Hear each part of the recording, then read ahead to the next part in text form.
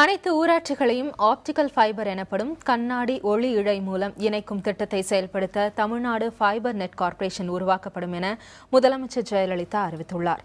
தமிழ்நாடு அரசு cable TV நிறுவனத்தின் மூலம் அனைத்து இல்லங்களுக்கும் குறைந்த செலவில் தரமான இணைய இணைப்பு வழங்கப்படும் என்றும் அவர் தெரிவித்தார். தமிழக சட்டப்பேரவையில் விதி 110 கீழ் அறிவிப்பு ஒன்றை வெளியிட்ட முதலமைச்சர் ஜெயலலிதா மத்திய அரசு அறிவித்துள்ள பாரத் நெட் திட்டத்தை தமிழகத்தில் மாநில அரசு மூலமாக செயல்படுத்த மத்திய அரசு ஒப்புதல் அளித்துள்ளதாக தெரிவித்தார். இத்திட்டத்தினை 3000 கோடி ரூபாய் செலவில் மத்திய அரசின் பங்களிப்புடன் தமிழக அரசே செயல்படுத்தும். இத்திட்டத்தினை செயல்படுத்துவதற்கென தமிழ்நாடு ஃபைபர் நெட் கார்ப்பரேஷன் என்ற ஒரு தனி அமைப்பு உருவாக்கப்படும் என்பதை மகிழ்ச்சியுடன் தெரிவித்துக் கொள்கிறேன். தமிழ்நாடு முழுவதும் அகண்ட அலைவரிசை சேவை மற்றும் இதர இணையதள சேவைகள் ஆகியவற்றை வழங்குவதற்காக இந்திய ரயில்டெல் நிறுவனத்துடன் தமிழ்நாடு அரசு கேபிள் டிவி நிறுவனம் புரிந்துணர்வு ஒப்பந்தம் செய்து கொண்டுள்ளதாகவும் முதலமைச்சர் தெரிவித்தார். முதற்கட்டமாக 552 உள்ளூர் கேபிள் டிவி ஆபரேட்டர்கள் பதிவு செய்யப்பட்டு அவர்கள் மூலம் தமிழகத்தின் பல்வேறு பகுதிகளில் இச்சேவை பொதுமக்களுக்கு வழங்கப்பட்டு வருவதாக ஜெயலலிதா தெரிவித்தார். இணைய சேவைகளுடன் இணைய வழி தொலைக்காட்சி சேவையும் வழங்கப்படும் என்றும் முதலமைச்சர் அறிவித்தார். இல்லந்தோறும் இணையம் என்ற கொள்கையின் அடிப்படையில் அனைத்து இல்லங்களுக்கும் குறைந்த செலவில் தரமான இணைய இணைப்புகளை வழங்கிடும். மேலும் அதிவேக அகண்ட அலைவரிசை சேவைகள் மற்றும் இதர இணையதள சேவைகள் ஆகியவற்றுடன் சேர்த்து புதிதாக இணைய வழி தொலைக்காட்சி சேவைகளும் இன்டர்நெட் புரோட்டோகால் டெலிவிஷன் IPTV வழங்கப்படும் என்பதை மகிழ்ச்சியுடன் தெரிவித்துக் கொள்கிறேன். தமிழகத்தில் 10,034 சேவை மையங்கள் இயங்கி வருவதாகவும் இத்திட்டம் விரிவாக்கம் செய்யப்பட்ட பின்னர் இதுவரை சுமார் 70 லட்சம் பயனாளிகள் பயனடைந்துள்ளதாகவும் ஜெயலலிதா தெரிவித்தார். 2015-2016 ஆண்டில் சேவை மையங்கள் மூலம் தற்போது அரசு துறைகளால் வழங்கப்பட்டு வரும் சேவைகளுடன் கூடுதலாக மேலும் 300 சேவைகள் வழங்கப்படும் என்றும் முதலமைச்சர் அறிவித்தார். இந்த கூடுதல் சேவைகளை வழங்க அரசுக்கு 10 கோடி ரூபாய் செலவு ஏற்படும் என்றும் அவர் கூறினார். புதிய தலைமுறைக்காக செய்தியாளர் குழு. இல்லந்தோறும் இனிய சேவை வழங்கும் திட்டத்தை முதலமைச்சர் ஜெயலலிதா இன்று சட்டப்பேரவையில் அறிவித்துள்ளார். இதற்கான சாத்தியக்கூறுகள், இதன் சாதக பாதகங்கள் என்ன என்பது குறித்து தொடர்ந்து நம்முடன் இருக்கும் வல்லுநர்களிடம் பேசலாம். முதல்ல நம்ம இதனுடைய பலன்கள் அதை பற்றிலாம் நம்ம பேசுவதற்கு முன்பாக இந்த அறிவிப்பு அப்படின்றத நீங்கள் இருவரும் தனித்தனியாக எப்படி பார்க்குறீங்க? இது உண்மையிலே ஒரு வரவேற்க தகுந்த ஒரு அறிவிப்பாக தான் பார்க்குறேன். ஏன்னா இன்றைக்கி இணையதளம் சேவை என்பது உலக அளவில் மிக பரவலாக பயன்படுத்தப்பட்டு வருகிறது. ஆனால் இந்தியா ஒரு மிகப்பெரிய நாடு. அது ஒரு டெவலப்பிங் கண்ட்ரி என்று சொன்னாலும் டெவலப்டு கண்ட்ரிக்கு போட்டி போட்டு கொண்டிருக்கக்கூடிய ஒரு நாடு. அங்கே 120 கோடி மக்கள் வாழ இந்த நாட்டில் நம்ம இந்த ஃபிக்ஸட் ப்ராட்பேண்ட் யூட்டிலைஸ் பண்ணுறவங்க எண்ணிக்கை எவ்வளோன்னு பார்த்தீங்கன்னு சொன்னால் அதில் தரத்தில் உலகத்தில் 125வது இடத்துல தான், 125வது நாடாகத்தான் நம்ம ப்ராட்பேண்ட் பயன்படுத்துகிற அந்த பட்டியலில் இடம் பெற்றிருக்கோம். இதை விட இந்த இப்போ ஐஃபோன்லாம் வந்திருக்கு இல்லையா, அதாவது மொபைல் டேட்டா. இப்போ இது ஃபிக்ஸட் நான் சொன்னது. மொபைல் டேட்டாவில் பார்த்தீங்கன்னா 113வது இடத்துல உலகத்தில் இருக்கிறோம். இதில் ரொம்ப வேதனையான விஷயம் என்னென்னா பூட்டான், ஸ்ரீலங்காலாம் நமக்கு மேலே இருக்காங்க. அப்போது இணையதளம் என்பது இல்லந்தோறும் செல்ல வேண்டியது ரொம்ப ரொம்ப தேவை. அதை இன்றைக்கி தமிழ்நாட்டில் ஒரு மத்திய அரசின் திட்டம் என்ற முறையில் முனைப்போடு முதலமைச்சர் அவர்கள் அறிவித்து செயல்படுத்துவேன் என்று சொல்லியிருப்பது வரவேற்கத்தக்கது, தேவைதான். உங்களுடைய கருத்து? நான் எப்படி பார்க்கிறேன் என்றால், ஒரு திட்டம் என்ற முறையில் கண்டிப்பாக வரவேற்கக்கூடியதுதான். ஆனால் இதில் நடைமுறை சிக்கல்கள் நிறையா இருக்கிறது. முதலே மோடி அரசு மத்திய அரசுலேயே ஒரு கவர்னன்ஸுங்கிற கான்செப்டில் பாரத் நெட் கொண்டு செஞ்சிட்ருக்காங்க. இப்போது நம்ம மாநில அரசு என்கிற முறையில் மத்திய அரசுக்கு கீழ் உட்பட்டு அந்த டேட்டாவை ஷேர் பண்ணிக்கொண்டு அங்கே NIC என்று இருக்கிறது, நேஷனல் இன்ஃபர்மேட்டிக்ஸ் சென்டர்னு, அதற்கு உள்ளாக நாம் இயங்க போகிறோமா அல்லது நேஷனல் இன்ஃபர்மேட்டிக்ஸ் சென்டரில் இல்லாமல் நாங்கள் தனியாக இயங்க போகிறோமா? இந்த 3000 கோடி என்பது தனியாக இயங்குவதற்கான செலவு மட்டுமா, இல்லை நம்ம ஸ்டேட்டுக்குள்ளே இருக்கிற ஃபைபர் கொடுத்து நாங்கள் தனியாக இயங்க போகிறோம், நமக்கும் என்ஐசிக்கும் சம்மந்தம் இல்லையாங்கிறது கிளியராக இல்லை. அப்புறம் வரும் அப்படின்னு எதிர்பார்க்கிறோம். ஆனா ஒரு முதல் கட்டத்துல இவங்க சொன்ன மாதிரி, அதாவது மற்ற நாடுகளோட ஒப்பிடும்போது ஒப்பீட்டளவுல நம்ம வந்து ஒரு நவீன தொழில்நுட்பத்துல, குறிப்பா இணைய தொழில்நுட்பத்துல வந்து பின்தங்கி தான் இருக்கிறோம் அப்படின்னு. இன்டர்நெட் ஐபிடிவிங்கிறாங்கல்ல, ஃபைபர் நெட்வொர்க் கொடுக்கணுங்கிறாங்கல்ல, கண்டிப்பாக வரவேற்க தகுந்த நடவடிக்கை, அதில் எந்தவித ஐயப்பாடும் கிடையாது. பட் நடைமுறை சிக்கல்கள் வந்து மிக சீக்கிரமாக அதை துரிதப்படுத்த வேண்டும்.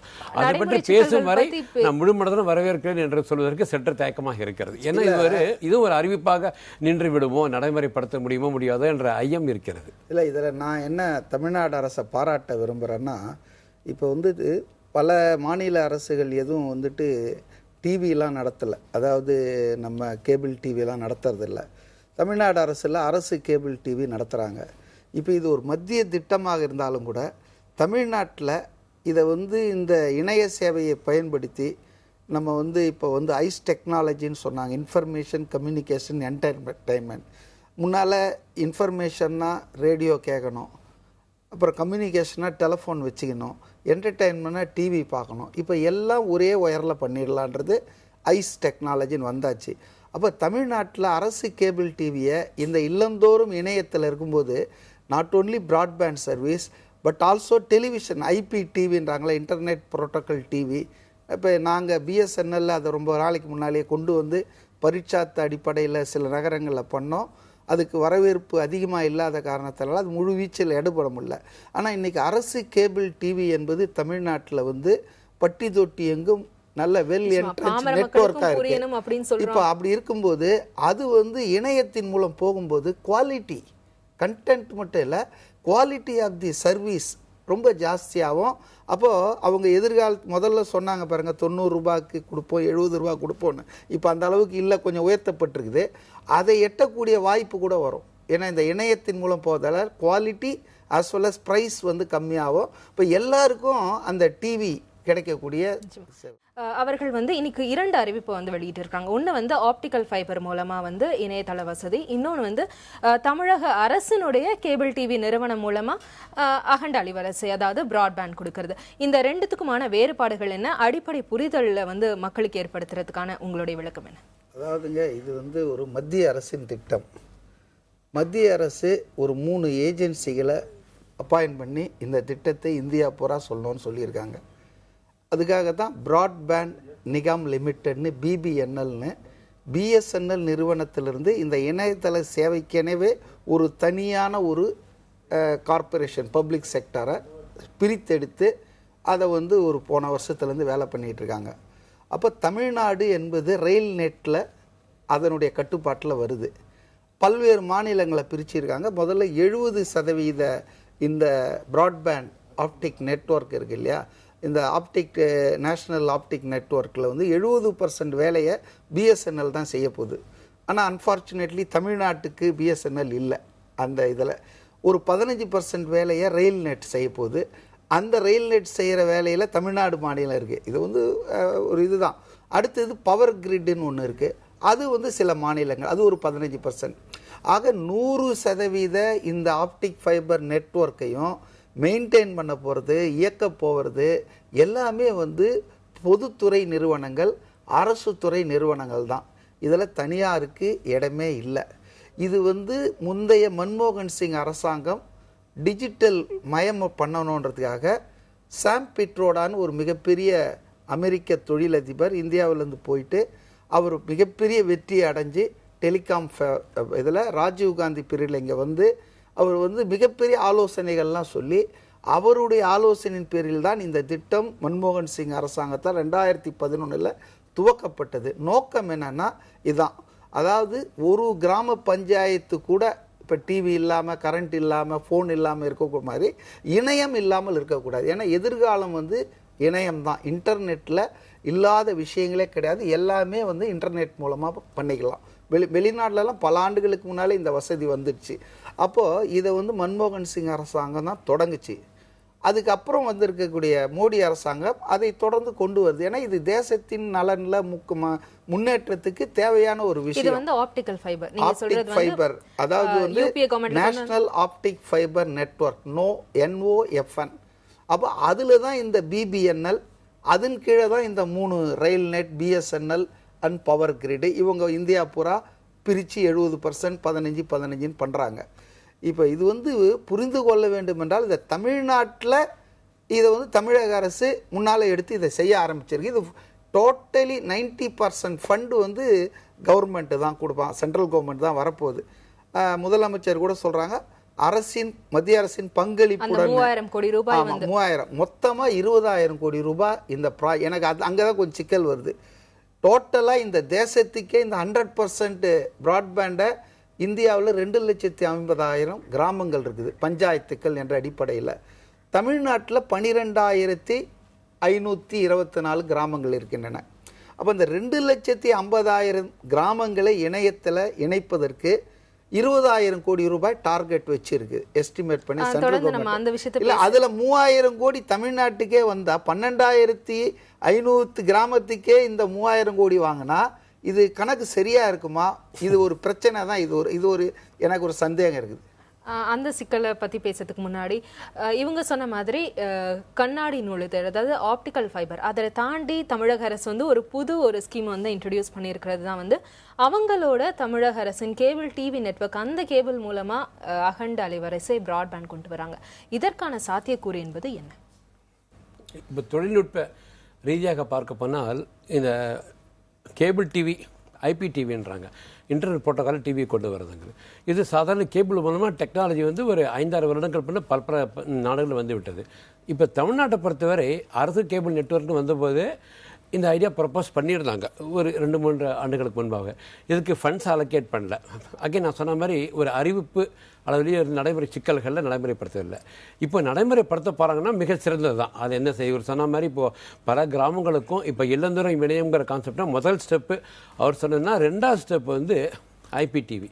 ஐபிடிவிங்கிற கான்செப்ட் என்னன்னாக்கா, வீட்டில் நம்ம டிவி பார்க்கும்பொழுது டிவியில் இருக்கிற பேண்ட்விட்த் இருக்கு இல்லையா, இந்த பேண்ட்விட்த்தை என்ஹான்ஸ் பண்ணி IP மூலமாக பார்க்கலாம். பட் இதுக்கு ஒரு அதிகபட்சமான பேண்ட்விட்னா அந்த ஸ்பீடு டேட்டாவை ஹேண்டில் பண்ணுற அந்த கெப்பாசிட்டி தேவை நமக்கு. அந்த அளவுக்கு கெப்பாசிட்டிக்கான கேபிள் அரசு கேபிள் டிவியில் இவங்க கொண்டு வர போகிறாங்களா? இதுக்கு ஃப்ரெஷ்ஷாக ஆப்டிக் ஃபைபர் போட்டு வீடு வரைக்கும், அதாவது லாஸ்ட் மைல் கனெக்டிவிட்டியும் அங்கே எப்போவுமே, அதாவது வீட்டு வரைக்கும் வரக்கூடிய கனெக்டிவிட்டி. இவங்க tower to tower, sell to sell கொடுத்துடலாம். அது வீட்டு வரைக்கும் கொடுக்கக்கூடிய கனெக்டிவிட்டியை அரசு கேபிள் டிவி எந்த அளவுக்கு செய்ய போகிறது என்பது தெரியவில்லை. இதெல்லாம் ஒரு புறம் இருக்க, பாரத் நெட்டுங்கிறது கவர்மெண்ட்லேயே செய்யும் பொழுது இந்த தமிழக அரசாங்கம் அதற்குள்ளாகவே இந்த 3000 கோடியா, இல்லை நாங்கள் அதில் இல்லாமல் தனியாக நாங்கள் 3000 கோடி செஞ்சு பாரத் நெட்டோட டேட்டாவோட எங்கள் டேட்டாவை நாங்கள் சேர்த்துக்கொள்ள போகிறோமா என்பது தெளிவின்மை இருக்கிறது. இது போன்ற சில தெளிவின்மை தான் இருக்குன்னு நான் சொல்ல வந்தேன். மற்றபடி அறிவிப்பு என்ற முறையில் கண்டிப்பாக இது செய்ய வேண்டியதான். ஆல்ரெடி கொஞ்சம் லேட்டுன்னு சொல்லுவேன் நான், ரொம்ப லேட்டு. இது கொஞ்சம் முன்னாடியே செஞ்சிருக்கலாம். இந்த நேரத்தில் பிராட்பேண்ட் கேபிள் மூலமாக கொண்டு வரதுக்கு அவங்க ISPன்னு சொல்லப்படுற licence internet service provider licence இல்லை. இப்போ பார்த்தீங்கன்னாங்க இன்னைக்கு உலகமயம் தாராளமயம்லாம் வந்த பிறகு நிறைய மாற்றங்கள் வருது. அதுவும் மோடி அரசாங்கம் வந்ததுக்கப்புறம் பார்த்தீங்கன்னா வெளிநாட்டு முதலாளிகள் வரணும், உள்நாட்டு முதலாளிகள் வரணுன்றதுக்கு தொழில் வளர்ச்சின்ற பேரில் கதவு திறந்து விடுறாங்க. இதுவரையில் பார்த்தீங்கன்னா ஸ்பெக்ட்ரம் ஒரு ப்ரெஷியஸ் விஷயம், ரொம்ப அரிதான ஒரு விஷயம். ஸ்பெக்ட்ரம் அலைக்கற்றை என்பது அது அரசாங்கம்தான் அலாட் பண்ணோம், அரசாங்கம்தான் இது பண்ணும், ஏலம் விட்டு ஏதோ பண்ணுது. ஆனால் இன்றைக்கி இப்போ என்ன மத்திய அமைச்சரவை முடிவு எடுத்திருக்காங்கன்னா, நீங்களே வியாபாரம் பண்ணிக்கலாம் ஸ்பெக்ட்ரத்தை.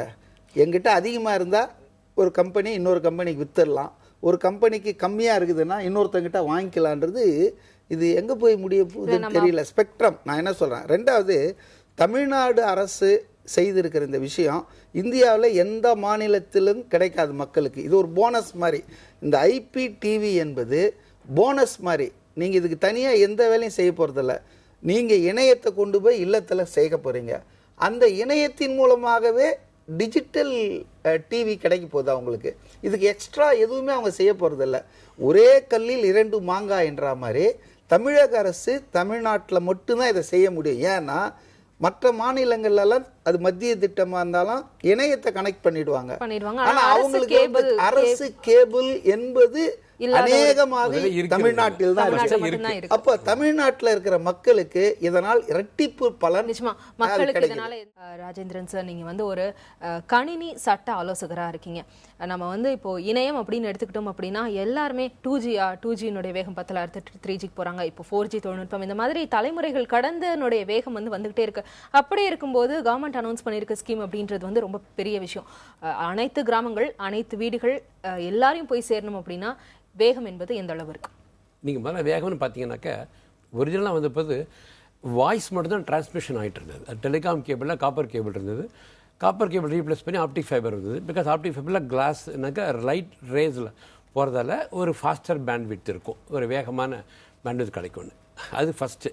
அப்புறம் 2G வந்தபோது இதில் வாய்ஸ் மட்டும் இல்லை, வாய்ஸ் தர பிக்சர்ஸும் டிரான்ஸ்மிட் பண்ணலாம். பிக்சர்ஸு பாக்கெல்லாம் வரும். ஸோ மோடம் வந்தது, ISDN இருந்தது, lease line, managed lease line network, MLLN, அந்த லைன்லாம் வந்தபோது ஃபாஸ்டர் பேண்ட்விட்த் வந்தது. 2G பிறகு 3G. இப்போ வந்து லேட்டஸ்ட்டாக பார்க்க போனால் 4G எல்லாம் பேசிக்கொண்டே இருக்கிறார்கள். எனவே இனிமேல் பார்க்கும் பொழுது வேகம் என்பது ஒரு பெரிய தடையாக இருக்க போவதில்லை. ஏன்னா நம்ம வந்து காற்றில் வெளிப்படையான ஈத்தரில் இருக்கக்கூடிய அந்த ஸ்பேஸில் உள்ள ஸ்பெக்ட்ரம் யூஸ் பண்ணுறோம். இது வந்து தனியார் மயமாக்கம், அரசு மயமாக்கம் எப்படி ஏலம்ங்கிற அந்த சர்ச்சையில் நான் போகலை. வேகம் வந்து கண்டிப்பாக இருக்கிறது. வேகம் வந்து கொடுக்கக்கூடியது, தொழில்நுட்ப ரீதியாக கண்டிப்பாக கொடுக்கக்கூடியது தான், அதில் ஒன்றும் கஷ்டம் கிடையாது. பட் நடைமுறை சிக்கல்கள் தான் இருக்கும். அதில் நடைமுறை சிக்கல்கள்னால் இப்போ இருக்கிற டிவி எல்லாமே IPTV எனேபிள்டு டிவியாக மாறணும். அது அஃப்கோர்ஸ் அது ஒரு டெக்னாலஜி வந்துட்டாக்க ஜனங்க ஆட்டோமேட்டிக்காக டிவி விட்டு புது டிவி வந்து புது டிவி வாங்கிடுவாங்க. முக்கியமான விஷயம், இவங்க வந்து இணையம் வந்து ஒரு இல்லங்களுக்கும் கொண்டு சேர்க்கிறாங்க அப்படின்னா அந்த இல்லத்துல அதை யூஸ் பண்ணக்கூடிய டெலிவிஷனோ அல்லது கம்ப்யூட்டர் இருக்கா அப்படின்றது வந்து ஒரு கேள்விக்குறி. அதாவது நீங்க வேகத்தை பத்தி சொன்னீங்க. நம்ம ஊர்ல என்ன ஒரு முதுமொழின்னா, வேகம் விவேகமாகாதுன்னு எல்லாத்துலயும் வேகமா போகாது. ஆனா இணையத்துல வேகம் தான் ரொம்ப முக்கியம். வேகம் இல்லை என்றால் இங்க இணையமே இல்லை. அவர் கரெக்டாக சொன்ன மாதிரி இன்னைக்கு மேலை நாடுகள் எல்லாம் 5G போயாச்சு. இப்போ 1G ஒரு தலைமுறை இன்னொரு போனீங்கன்னா ஸ்பீடு. இப்போ இந்த திட்டத்தை இந்த NOFA இருக்கு இல்லையா, நேஷ்னல் ஆப்டிக் ஃபைபர் நெட்வொர்க்கு, இதை என்விசேஜ் பண்ணும்போது ஆரம்பத்தில் இதனுடைய ஸ்பீடு எவ்வளோ தெரியுங்களா? 100 kbps, கிலோபீட் பர் ஹவர் PH. இன்னைக்கு நிலைமை மாறி இருக்குதால் அதெல்லாம் கொடுத்தா சுற்றிக்கிட்டே தான் இருக்கும், டொயின் டொயின் டொயின்னு, எதுவுமே பார்க்க முடியாது. அப்போது ஒன்று சேவை சேரும்போது அந்த சேவை பயன்படுவதாக இருக்கணும்னா வேகம் முக்கியம். இங்கே வேகம்தான் முக்கியம். அப்போ இந்த வேகத்தை இப்போ என்ன சொல்கிறாங்கன்னா 250 இது மெகாபீட் பர் செகண்ட் ஹவர், அந்த மாதிரி 100லேருந்து 100 கிலோபீட்லேருந்து இப்போ 250 மெகாபீட்டை என்ஷூர் பண்ணுவோன்றாங்க. இதில் நான் என்ன இன்னொன்று சொல்ல வரேன்னா, இப்போ BSNL நிறுவனம் இன்னைக்கு இருக்கிற இதே கட்டணத்தில் 250 மெகாபீட் கொடுக்க போகிறோன்னா அவங்களுடைய தலைவர் சமீபத்தில் அறிவிச்சிருக்காரு. அப்போ வேகத்தை என்ஷூர் பண்ணி ஆகணும். அது அவங்களே உணர்ந்ததால தான் 100 கிலோபீட்டை இப்போ வந்துட்டு 250 மெகாபீட் ஆக்கியிருக்காங்க. அதனால வந்து வேகம் வந்து ரொம்ப நல்லா தான் இருக்கணும், அதை என்ஷூர் பண்ணுவாங்கன்னு தான் நான் நினைக்கிறேன். ஸ்பீடுக்கு அடுத்து தான் நம்ம வந்து ஏற்கனவே பேசின மாதிரி அப்படி ஒரு இல்லம் தோறும் இணையம் செல்லும் போது அந்த இல்லத்துல அந்த இணையத்தை பயன்படுத்துவதற்கான தொழில்நுட்ப சாதனங்கள், அதாவது டிவியோ சிஸ்டமோ இருக்கா அப்படின்ற ஒரு கேள்விக்குறி இருக்கு இல்லையா? அது கண்டிப்பா அது என்னாகும், அரசாங்கத்தில் ஒரு டெக்னாலஜி கொடுக்க போறாங்க, அது அரசு கையில் கொடுக்க போறாங்கன்னா ஜனங்க ஆட்டோமேட்டிக்காக மாறிடுவாங்க. இப்போ வந்து 15 வருடங்களுக்கு முன்னாடி இருந்த ஃபோன் இந்த ஃபோன் கிடையாது. இப்போ எல்லா ஃபோனும் சுற்றிக்கிட்டு கையில் அதிலே ஃபேன்சி மாடல்லாம் வரும், சுற்றிக்கிட்டா அதெல்லாம் போய் ஆட்டோமேட்டிக்காக வந்து ஒரு செகண்ட் இவங்க சொல்றது வந்து எப்படின்னா, எல்லாரும் நம்ம பிளாக் அண்ட் ஒயிட்ல தான் டிவி பார்த்துட்டு இருந்தோம். ஆமா, பிளாக் அண்ட் ஒயிட்ல தான் டிவி டெலிகாஸ்ட் பண்ணிட்டு இருந்தாங்க. ஆனா கலர்ல தான் இருந்தது. ஆனா one fine morning colour TV வந்தது. இன்னைக்கு பிளாக் அண்ட் ஒயிட் டிவி எங்க இருக்கு? ஸோ ஆட்டோமேட்டிக்காக பீப்புள் வில் அடாப்ட் டெக்னாலஜி, அப்படியே வந்துடும். அதில் வந்து இதுக்குன்னு தனியாக ஒன்றும் தேவையில்லை. இல்லை, டெக்னிக்கல் ஆஸ்பெக்ட் நம்ம எடுத்துக்கிட்டோம் அப்படின்னா நார்த்தில் டெல்லியில் மட்டும் கலர் டிரான்ஸ்மிஷன் இருக்குது. தூர்தர்ஷன் எடுத்தோன்னா டெல்லி தூர்ஷன் மட்டும் கலர் டிரான்ஸ்மிஷன். இல்லை, நம்ம டெக்னிக்கல் ஆஸ்பெக்ட்ல எடுத்துக்கிட்டோம் அப்படின்னா இவங்க அனௌன்ஸ் பண்ணியிருக்க இந்த ஜனங்க ஆட்டோமேட்டிக்காக வந்துடுவாங்க. எவ்வளவு காலமாகும்? காலம் எடுத்தீங்கன்னா எனக்கு தெரிந்து கண்டிப்பாக ஒரு 3-4 ஆண்டுகளுக்கு குறைந்து நடக்காது. அந்த 4 ஆண்டுகள்ல கண்டிப்பா வந்து டிவியோ அல்லது சிஸ்டமோ இதுக்கேற்ற மாதிரி அதாவது இப்பொழுது முதலமைச்சர் எந்த வேகத்துடன் இந்த அறிவிப்பை செய்தாரோ இதே அறிவிப்பு செய்த வேகத்துடன் முழுமூச்சாக இதை இறங்கி இதே முனைப்புடன் செயல்படுத்தினால் 3-4 ஆண்டுகள் கண்டிப்பாக வெற்றியானது தான். இதில் வந்து இவ்வளவு இஃப் ஏன் போடுறேன்னாக்க இந்த அரசாங்கம் அடுத்து வரப்போகிற அரசாங்கம் இதே அரசாங்கம் அடுத்து வருமா, இந்த அரசாங்கம் கொண்டு வந்த திட்டங்களுக்கான ஃபண்ட்ஸ் அலோகேஷன் அடுத்த அரசாங்கத்துக்கும் இதே அளவுக்கு ஃபண்ட்ஸ் அலோகேஷனோட போகுமா? ஏன்னா பழைய அரசாங்க திட்டங்களை இந்த அரசாங்கத்தை இப்போதான் எல்லா மத்திய மாநில சரக்கு நடக்கும், என்ன நடக்கும் நமக்கு தெரியாது. இந்த மாதிரி நிறைய இஃப் எல்லாம் இது ஆச்சுன்னாக்க கண்டிப்பாக இது மிகவும் வெற்றிகரமான திட்டம் தான். பாரதத்தின் மற்ற மாநிலங்கள் கூட தமிழகத்தை பற்றி பேசக்கூடிய வாய்ப்புகள் இருக்கிறது. பக்கத்துல இருக்க டவுனுக்கு போய் இபி பில்லோ இல்ல டெலிபோன் பில்லோ எதுவுமே கட்ட வேண்டிய அவசியம் இருக்காது. தமிழ்நாட்டை பாருங்க, அவங்க எல்லாம் பேசலாம், அந்த அளவுக்கு நம்மளும் சொல்லலாம். தமிழ்நாட்டில் பண்ணிட்டோம், நீங்க பார்த்து இந்த அளவுக்கு பண்ணியிருக்காங்க பாருங்க சொல்லலாம். இப்போ சொல்றாங்க குஜராத்தை பாருங்க, இந்த ஸ்டேட் அந்த ஸ்டேட் பாருங்க, டெல்லியில் இருக்கலாம் சொல்றாங்க. அந்த மாதிரி அவங்க எல்லாம் கூட தமிழகத்தை பாருங்கன்னு சொல்லலாம். அதான் நான் சொல்றேன், நடைமுறை சிக்கல்களை எப்படி கொண்டு வர போகிறோம், எப்படி செய்ய போகிறோங்கிறது தெரியும். ஏன்னா இதில் என்னதான் நம்ம மத்திய சர்க்கார் இன்வால்வ் ஆகலை, மாநில சர்க்காரே செய்ய போகிறது என்று கூறினால் கூட என் அபிப்பிராயப்படி மத்திய சர்க்காரும் பிஎஸ்என்எல்லும் மத்திய சர்க்கார் நிறுவனங்களும் ஒத்துழைப்பு இல்லாமல் மாநில சர்க்காரால் முழு முச்சலும் இதை நடைபெறுத்த முடியாது. இவங்க இப்போ தமிழ்நாடு ஃபைபர் நெட் கார்பரேஷன் இல்லை, அதுதான் எனக்கு ரொம்ப குழப்பமாக இருக்கிற இன்னொரு பாயிண்ட். இந்த 3000 கோடி மாதிரி இன்னொரு பாயிண்ட் என்னென்னா, BBNL has allotted this work to 3 people. BSNL, railnet, power grid. ரயில்நெட்டுக்கு லாட்ரி அடித்த மாதிரி தமிழ்நாடு கிடச்சிருக்கு. இப்போ அதுதான் இந்த வேலையை செய்ய போகுது. இதுக்கு தனியாக தமிழ்நாடு ஒரு கார்பரேஷனை ஏன் உருவாக்கணும், இதன் அவசியம் என்ன என்பது எனக்கு விளங்கலை. ரெண்டாவது நீங்கள் ஒன்று சொன்னீங்க, இதெல்லாம் காலத்தில் நடக்குமா அப்படின்ட்டு. உண்மையிலே கொஞ்சம் பிகைன் ஷெடியூல் தான் போயிட்டுருக்கு. 2011 இந்த ப்ராஜெக்டை அவங்க எந்த திட்டத்தில் பண்ணாங்களோ, பைலட் ப்ராஜெக்ட்னு போட்டு இத்தனை கிராமங்கள் முதல்ல, இன்னும் ஒரு 6 மாசத்தை இத்தனை கிராமங்கள் அப்படிலாம் பண்ணாங்க, கொண்டு வந்தாங்க. ஆனால் நடைமுறை இது ஒரு பெரிய ஜைஜாண்டிக் ஒர்க்குங்க. 125வது இடத்துல நாம கையில எடுத்திருக்காங்க அப்படின்னு சொல்லலாம். தமிழக அரசு மட்டுமே எடுத்த போதாத, இது it is a national project. India பூரா இருக்கிற எல்லா மாநில அரசும் எடுக்கணும். ஆனால் இப்போ என்ன சொல்லியிருக்காங்கன்னா, ப்ராக்டிக்கலாக they have revised. Last week TRAI கூட அவங்கள கடிந்து கொண்டு இருக்குது. ஏன்னா நீங்கள் பிகைன் ஷெடியூல் போகிறீங்க, நீங்கள் சொன்ன மாதிரிலாம் படிப்படியாக இத்தனை கிராமங்கள் கனெக்ட் ஆகலையான்னு. அதில் நடைமுறை சிக்கல்கள் இருக்குது. பட் இப்போ அவங்க என்ன பண்ணியிருக்காங்கன்னா, 2015 இப்போ நான் சொன்ன பாருங்கள், இந்தியாவில் 2,50,000 கிராமங்கள் உள்ளன, அதாவது பஞ்சாயத்துகள் உள்ளன. இதில் 1,00,000 பஞ்சாயத்தை 2015 டிசம்பர் வரைக்கும் முடிச்சிருவோம். அதே போல் 2016 ஜூனுக்குள்ளே இன்னொரு 1,00,000 முடிச்சிருவோம். மீதி 50,000 2016 டிசம்பர் 31 முடிச்சிருவோன்னு. அப்போ அவங்களுடைய டார்கெட் என்னன்னா 31/12/2016. அதனால் 3 வருஷம் 4 வருஷம்லாம் இல்லை. இது மெனக்கெட்டு கமிட்டடாக இறங்கினாங்கன்னா எல்லா ஸ்டேட் கவர்மெண்ட்டும் நிச்சயமாக இதை குறித்த காலக்கெடுக்குள்ளே பண்ணலாம். கணினி சட்ட ஆலோசகரா இருக்கீங்க. இவங்களுடைய அறிவிப்பு ஒரு இல்லத்திற்கும் இணையம். அப்படி இருக்கும்போது அந்த இல்லங்கள்ல இருக்கிறவர்கள் அவர்கள் இந்த இணையத்தை எப்படி பயன்படுத்தணும்? ஏன்னா இவர்கள் சொன்ன எல்லாமே கிராமங்களை இணைக்கும். ஸோ கிராமங்கள்ல வீட்டிற்கு ஒருத்தர் படிப்பு அறிவோடு இருக்கலாம், இல்லாமல் கூட இருக்கலாம். அப்படி இருக்கும்போது அவங்க எப்படி இதை பயன்படுத்தணும், அவர்களுக்கான அந்த தொழில்நுட்ப அறிவை எப்படி புகட்ட வேண்டும்? அந்த அறிவு ஒரு ட்ரைனிங் இருக்கு, அதாவது பப்ளிக் ஒரு அவேர்னஸ் கொண்டு வரணும். இப்பயே பார்த்தீங்கன்னாக்கா போன 2-3 ஆண்டுகளாகவே இப்போ என்ன சொல்கிறாங்க, ஈஸி வில்லங்க சான்றிதழ்லாம் ஆன்லைனில் எடுத்துக்கலாம், நேரில் போக வேண்டாம், பலதரப்பட்ட சான்றிதழ்கள் சர்டிஃபிகேட் எடுத்துக்கலான்றாங்க. எவ்வளவு ரிஜிஸ்டார் ஆஃபீஸில், எவ்வளோ பஞ்சாயத்து ஆஃபீஸில் வில்லங்க சான்றிதழ் இன்றைக்கி இப்போ சொல்கிறேன் இவ்வளோ கிராமங்கள் இருக்குதுன்னு. கிராமங்களில் வசதி செய்து கொடுக்கப்பட்டுள்ளது என்பது ஒரு விஷயம்.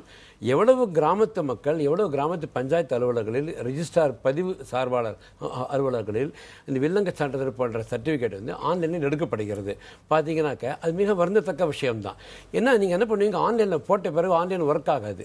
ஸோ நேராக பர்சனாக அந்த ரிஜிஸ்டார் ஆஃபீஸில் போய் கேட்கணும், சார் 2 நாளாக ஒர்க் ஆகலை சார், இது நாளைக்கு நேரில் வாங்க நான் பார்க்குறேன் அப்படிமாரு. எதுக்கு சார், நான் நேரில் கொடுத்துருக்கேன், நான் பார்த்துக்கிறேன். அப்போ என்ன ஆகுது, நம்ம ஒரு திட்டம்ன்றது சொல்லும்போது இருக்கிற அந்த ஒரு எந்தூசியாசம், திட்டத்தை நடைமுறைப்படுத்தும் போது அந்த எந்தூசியாசம் அவ்வளோ இருக்கிறதில்ல. அது என்ன ஒரு ஆர்வம் இருக்கிறதில்ல. ஆர்வம் சொல்லும்போது இருக்கிற ஆர்வம் நடைமுறைப்படுத்தும் போது, இப்போது ஒரு திட்டத்தை அறிவிக்கும் பொழுது இது மாதிரி ஆன்லைனில் வரலன்னாக்க வராத்துக்கு யார் பொறுப்பு? அந்த ரிஜிஸ்டார் பொறுப்பா? அந்த ரிஜிஸ்டார் உடனே கம்ப்யூட்டர் ஒர்க் பண்ணலையா, ஆன்லைனில் சர்டிஃபிகேட் ஏன் வரல? அந்த பஞ்சாயத்து மக்களுக்கு அறிவு இல்லையா, ட்ரைனிங் இல்லையா, ஒரு அவேர்னஸ் இல்லையா? இல்லை எல்லாம் இருந்து கூட அந்த அரசாங்க அலுவலகத்தில் இருக்கிற அதிகாரிகள் வேறு ஏதாவது சில காரணங்களுக்காக நான் சர்டிஃபிகேட் ஆன்லைனில் கொடுத்தா எனக்கு வர வேண்டிய சில வரவு வராதுங்கிறதுக்காக நான் நேரடியாகவே நான் சொல்கிறேன். அதுக்காகவே நான் கொஞ்ச நாளைக்கு அந்த கம்ப்யூட்டரை ஒர்க் ஆகாத மாதிரி பார்த்துக்கிறேன் அப்படின்னு யாராவது இருக்காங்களாங்கிற அளவுக்கு உள்ள இறங்கி பார்க்கக்கூடிய அளவுக்கு நமக்கு ஒரு இன்ஃப்ராஸ்ட்ரக்சர், ஒரு ஆய்வு முறை நம்மகிட்ட இல்லை, உள்கட்டமைப்பு இல்லை. நம்ம அதெல்லாம் வரும்பொழுது தான் இதை முழு மனதுடன் நம்மளால் ஆதரிக்க முடியும்னு நான் சொல்ல வரேன். ஒரு கார்டடாக இருக்கு. அதை கேட்ட கேள்விக்கு என்னுடைய பதிலை நான் பதிவு பண்ணுறேன். அதாவது நான் இப்போ பிஎஸ்என்எல்ல இன்ஜினியராக இருந்து ரிட்டையர் ஆகியிருக்கேன். ஒரு 40 வருஷம் டெலிஃபோனோடவே வாழ்ந்துருக்கிறேன். ஆனால் நான் டெலிஃபோனை எப்போ பார்த்தேன், யூஸ் பண்ணேன்னு சொன்னால் எனக்கு 25 வயசு ஆகும்போது தான் பார்த்தேன். ஆனால் இன்றைக்கி ட்ரெயினில், பஸ்ஸில் சில இடங்கள்லாம் பார்க்கும்போது சின்ன குழந்தைகள், 3 வயசு குழந்தைகள் ஐஃபோனில் வச்சுக்கின்னு கேம்ஸ் விளையாடுறாங்க. அவங்க நம்மளுக்கு சொல்லி தராங்க. ஸோ எந்த வீட்லேயும் விஞ்ஞான முன்னேற்றம் இல்லாமல் இருக்கும், யூஸ் பண்ண தெரியாது. அதெல்லாம் கேஸ் ஸ்டவ் வந்தப்போ இதான் சொன்னாங்க, ஐயோ இவங்களுக்கு யூஸ் பண்ண தெரியாது. இப்போ கண்ணு தெரியாத பாட்டிங்கெல்லாம் பிரமாதமாக கேஸ் ஸ்டவ்வில் வேலை செஞ்சிட்ருக்காங்க. ஸ்டவ் வந்த போது இதுதான் சொன்னாங்க, இப்போ குக்கர் வந்த போது இதுதான் சொன்னாங்க. இதுவே தொழில்நுட்பம் வந்ததுன்னா எல்லாம் இன்னைக்கு அந்த மாதிரி இல்ல. தமிழ்நாடு ஒரு விழிப்புணர்வு நிகழ்ச்சியோ இந்த மாதிரியான அதெல்லாம் கொடுக்கலாம். அதுக்கு தேவையே இல்லை அப்படின்றது. ஏன்னா இப்போ தமிழ்நாடு அரசு மடிக்கணினி கொடுத்தாங்க எல்லாருக்கும். எல்லாருமே இப்போ பார்த்தீங்கன்னு சொன்னால் ஹைஸ்கூல் லெவல்லையே மடிக்கணினி. அப்புறம் நீங்கள் இந்த ஸ்கூலில் 10-8க்குள்ளவே ஐஃபோன் வந்தாச்சு.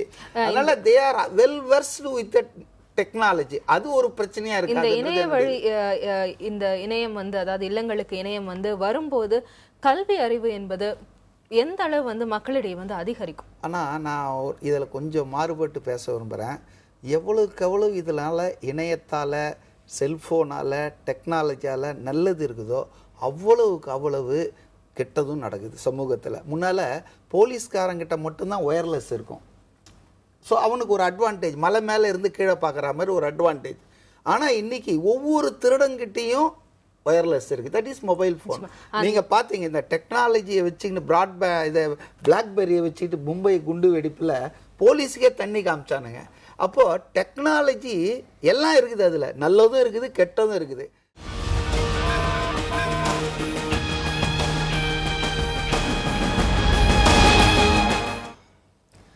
தகவல் தொழில்நுட்பத் துறையில் ஒரு புதிய முயற்சியாக முதலமைச்சர் ஜெயலலிதா இல்லந்தோறும் இணையம் என்ற அறிவிப்பை வெளியிட்டிருக்கிறார். தொடர்ந்து இது குறித்து பேசுகிறோம். ராஜேந்திரன், நம்ம பொதுவாகவே பார்த்தோம் அப்படின்னா கிராமங்களை காட்டிலும் நகரங்களில் குற்றங்கள் என்பது அதிகம் இருக்குது. அதுலேயும் குறிப்பாக இணைய வழி குற்றங்கள், ஃபேஸ்புக் அல்லது நம்ம ஏற்கனவே பேசின மாதிரி இன்டர்நெட் பேங்கிங், இந்த மாதிரியான பல்வேறு குற்றங்கள் தொடர்ந்து நடந்துட்டு இருக்கிறத பார்க்க முடியுது. ஒருவேளை இல்லந்தோறும் இணையம் அப்படின்னு சொல்லும்போது கிராமங்களுக்கும் இணையம் செல்லும்போது அங்கு குற்றம் நடக்க வாய்ப்பு இருக்கு இல்லையா? குற்றம் நடக்க கண்டிப்பாக வாய்ப்பு இருக்கிறது, நம்பர் 1. இரண்டாவதாக, குற்றம் நடக்கும் பொழுது குற்றத்தை இப்போ நம்ம மையப்படுத்த போகிறோமா அல்லது குற்றத்தை பரவலாக்க போகிறோமா என்பதுதான் பிரச்சனை. இப்போ கவர்மெண்ட்டில் பாரத் நெட்டுங்கிறது கவர்மெண்ட் வரும்பொழுது என்ஐசிங்கிற நேஷனல் இன்ஃபர்மேட்டிக்ஸ் சென்டருங்கிற கவர்மெண்ட் ஆஃப் இந்தியா, பாரத அரசாங்கத்தினுடைய அதிகாரப்பூர்வமான தகவல் மையம், அது இன்ஃபர்மேஷன் சென்டர்.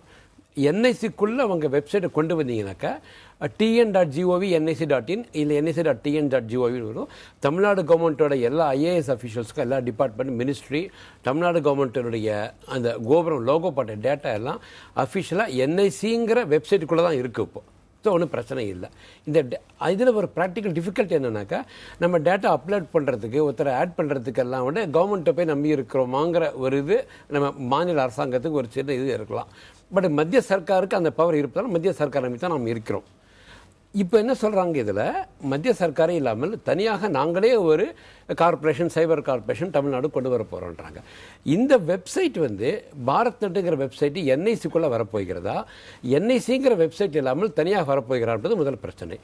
என்ஐசியில் இல்லாமல் தனியாக கொண்டு வர போகிறீங்கன்னாக்க இந்த வெப்சைட்டில் .in தான் இருக்குமே ஒழிய என்ஐசிங்கிறது இருக்காது.